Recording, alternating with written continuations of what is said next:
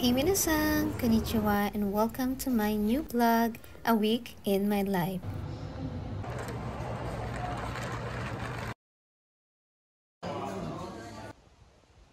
Every day off, namamasyal ako with my friends. At syempre, hindi kumpleto ang ating pamamasyal kung walang masasarap na mga pagkain. Sila nga pala yung mga close friends ko dito sa Japan.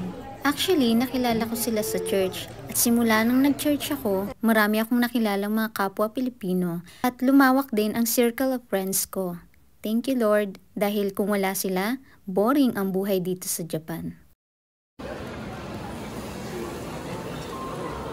At syempre, hindi kumpleto ang araw ko kung walang coffee. Sabi nga nila, coffee is life. I'm a coffee lover at kahit anong klaseng coffee, basta kape. Basta kape, hindi ko palalampasin yan. At syempre dito sa Starbucks, may mga dessert din and sandwiches. May mga cake, may mga donuts, and cookies. Ayan, sobrang tatamis nga lang nila kaya medyo nakakaumay. At ito na yung aming order. And from another day, namasyal kami dito sa recycle shop, Torrefac. I don't know how to pronounce it, but you know, ukay-ukay in Tagalog. Anyways, nandito kami para magtingin-tingin lang and grabe, may nakita ko. Nakita nyo ba yan? Victoria's Secret na pouch. And 280 yan lang siya. Grabe, sobrang mura. Kaya hindi ko na pinalagpas at binili ko na ito. Diba? Ang ganda niya. Konting laba lang. Ayan, ang dami mapagpipilian dito. Ang daming pwedeng mabili. And dito sa Japan, yung mga recycle shop, halos lahat bago. Grabe, nakaka-amaze lang. Kaya kung matyaga kang magpili, talaga makakatsyempo ka ng mga magagandang item. Diba?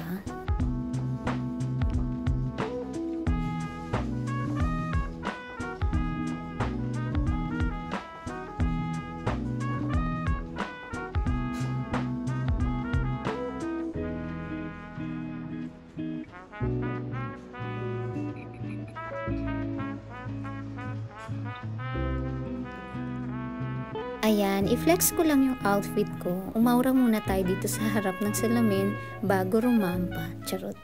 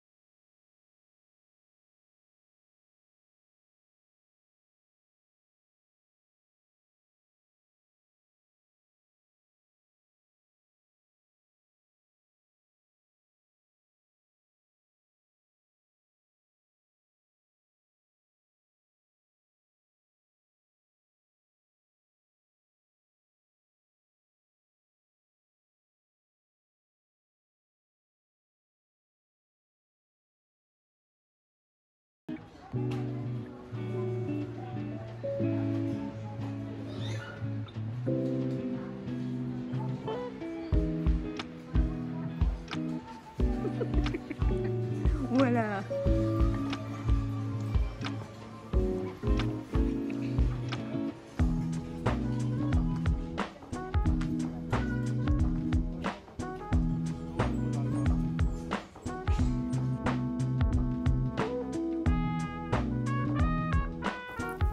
After nyo makita ang mga bags, sapatos, and mga damit, dumako naman tayo sa area na ito. May mga gamit na pang sports and of course, gamit sa mga pang camping. Ayan, yung mga mahihilig mag-camping dyan. Ayan, at kung nagtitipid kayo, dito swak na swak. Meron ding mga alak, ayan. And sa area na ito, mga gamit sa bahay like mga sopa, mga lamesa for dining. Meron din tayong mga oven, refrigerator, microwave. Ayan, mga home appliances. Of course, may television din. And then ako na umaaura sa camera. Of course, this is my vlog. Ayan, nakikita nyo ba yan? iPhone, smartphone.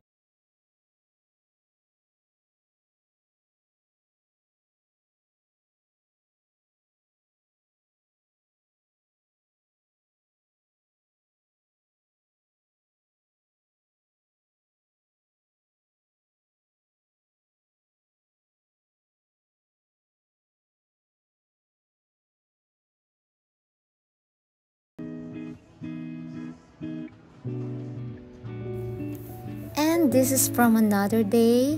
At ito yung park na malapit sa aking tahanan, sa aking apartment. Ito yung lagi kong tinatambayan kasi sobrang nare-relax ako sa lugar na to. At pwede ka rin maglungkot-lungkutan. Ayan, charot.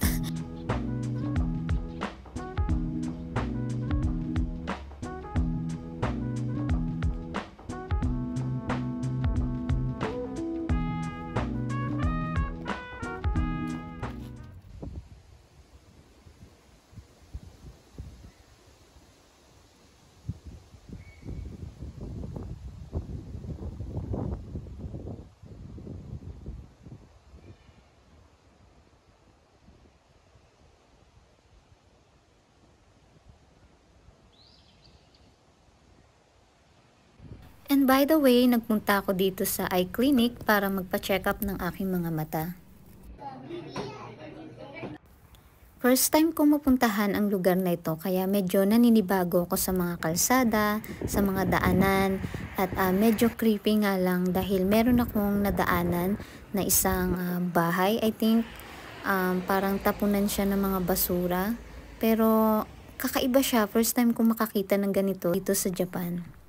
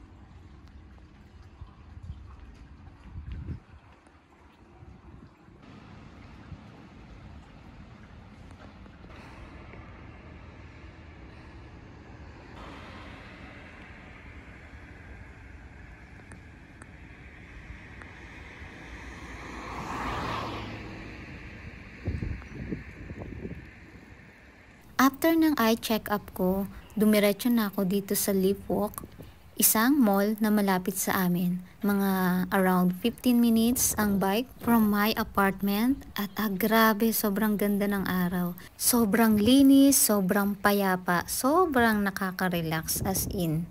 Nakikita nyo naman, 'di ba? Walang masyadong katao-tao.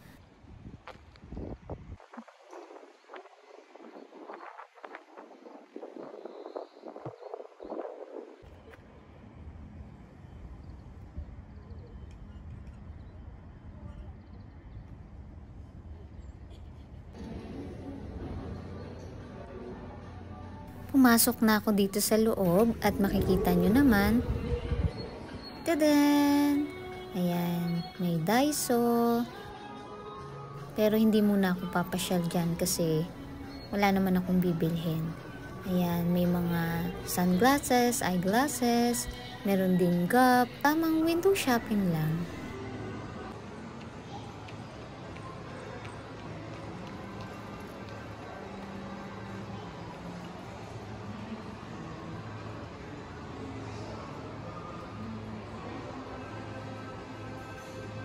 Meron din mga makeup, ayan, Can Make Tokyo, this is a Japanese makeup. Ayan, kumbaga sa Pilipinas para siyang Careline, Everbilena. Ayan. At ito naman, Revlon. Ayan. mga drugstore makeup.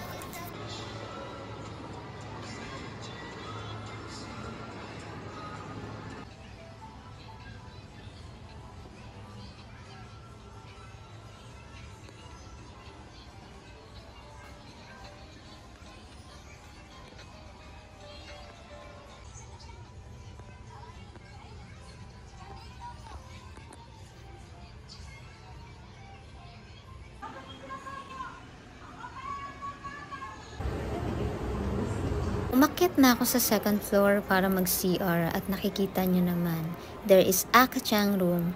Akachang means baby, and ito yung room na kung saan pwede ka magpa-breastfeed and mag-change ng diaper. And ito naman, iba-ibang klase yung mga toilet dito or toilet. At syempre dun tayo sa woman's toilet. Ayan. Tadan! Of course, I'm a woman. Oh, aura talaga. Sige, aura lang. Walang tao, kaya malayong maka-aura.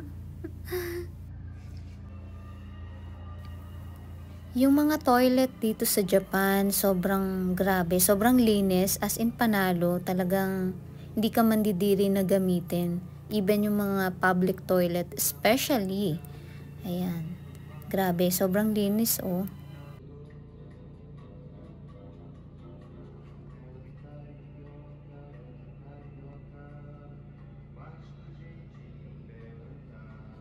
Ngayon, papunta na tayo sa exciting part. Ito talaga yung pinunta ko yung pagkain. Kung makakapasyal kayo dito sa First Kitchen, you should try their burgers, especially their pasta. Pero ang pinaka-paborito ko dito is yung chicken nuggets, and papartneran mo siya ng matcha tapioca.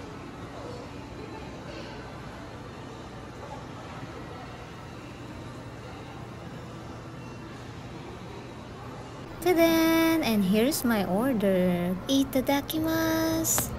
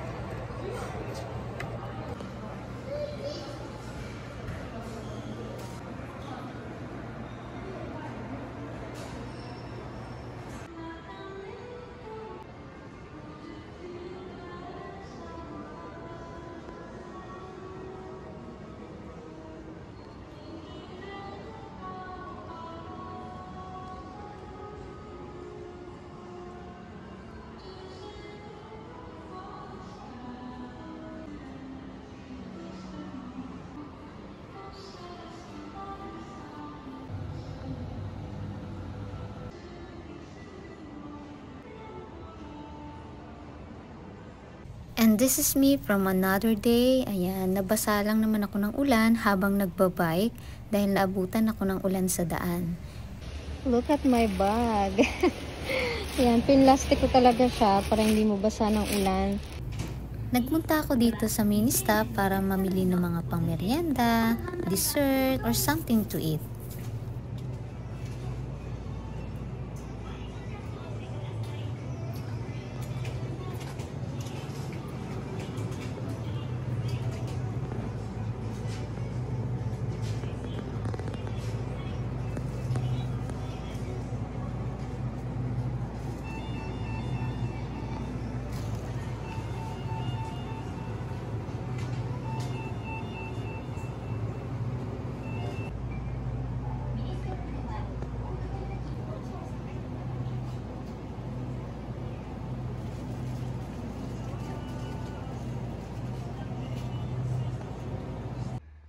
At ito yung nabili ko sa mini stop, crunchy chicken. Try nyo!